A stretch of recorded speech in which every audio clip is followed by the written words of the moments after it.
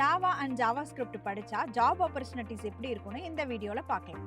So JavaScript படிச்சிங்கன்னா உங்களுக்கு வந்து ஸ்டார்ட் அப் கம்பெனிஸில் வந்து ஹை டிமாண்ட் இருக்கும். ஸோ லைக் ப்ராடக்ட் கம்பெனிஸில், மாடர்ன் வெப் டெவலப்மெண்ட்லையும் நம்ம ஜாவாஸ்கிரிப்ட் யூஸ் பண்ணுறனால உங்களால் மென் ஸ்டாக், மீன் ஸ்டாக் இந்த ஓரியன்டான ஜாப்ஸ்லலாம் நீங்கள் ப்ளேஸ் ஆக முடியும். ஜாவா படிச்சிங்கன்னா உங்களுக்கு ஜாப் ஆப்பர்ச்சுனிட்டிஸ் எப்படி இருக்குன்னா மோஸ்ட்லி வந்து என்டர்பிரைஸ்டு பேஸ்டு கம்பெனிஸில் வந்து நீங்கள் ப்ளேஸ் ஆக முடியும். Like finance, banking and health care oriented அப்ளிகேஷன்ஸில் ஒர்க் பண்ணுவீங்க.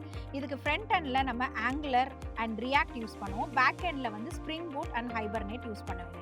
ஃபைனலாக ஜாவா சூஸ் பண்ணலாமா இல்லை ஜாவாஸ்கிரிப்ட் சூஸ் பண்ணலாமா அப்படிங்கிறதுக்கு நீங்கள் இப்போ ஒரு ஃபுல் ஸ்டாக் டெவலப்மெண்ட் அப்ளிகேஷன் பண்ணணுமா, ஸ்டார்ட் அப் கம்பெனிஸில் போகணும் அப்படின்னா நீங்கள் வந்து ஜாவாஸ்கிரிப்ட் சூஸ் பண்ணுங்கள். இதோட ரோட் மேப் நீங்கள் ஃபுல் ஸ்டாக் ஆகணும்னா HTML ஸ்டார்ட் பண்ணி CSS, ஜாவாஸ்கிரிப்ட், ரியாக்ட் அண்ட் நோட்.js வரைக்கும் நீங்கள் லேர்ன் பண்ணணும். ஸோ இதில் ஃப்ரண்ட் எண்ட்லையும் நம்ம ஜாவாஸ்கிரிப்ட் யூஸ் பண்ணிக்கலாம், பேக் எண்ட்லையும். ஸோ ஒரு லாங்குவேஜ் படித்தா நம்ம ரெண்டு சைடுமே யூஸ் பண்ணிக்க முடியும். இதுவே நீங்கள் வந்து என்டர்பிரைஸ் ஓரியன்ட் டெவலப் பண்ணணும், லார்ஜ் பேஸ்டு கம்பெனிஸில் ப்ளேஸ் ஆகணும் அப்படின்னா நீங்கள் ஜாவா லேர்ன் பண்ணணும்.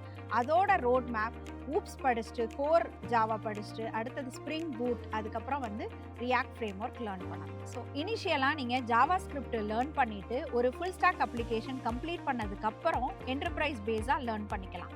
பேசிக்காக ஒரு ஜாவாஸ்கிரிப்ட் லேர்ன் பண்ணி ஒரு ஃபுல் ஸ்டாக் அப்ளிகேஷன் கம்ப்ளீட் பண்ணதுக்கப்புறம் உங்களுக்கு ஓரளவு பிகினிங் லெவலில் நாலேஜ் கிடைச்சதுக்கப்புறம் நீங்கள் ஜாவா லேர்ன் பண்ணி என்டர்பிரைஸ் ஓரியன்ட் அப்ளிகேஷன் பண்ணிக்கலாம்.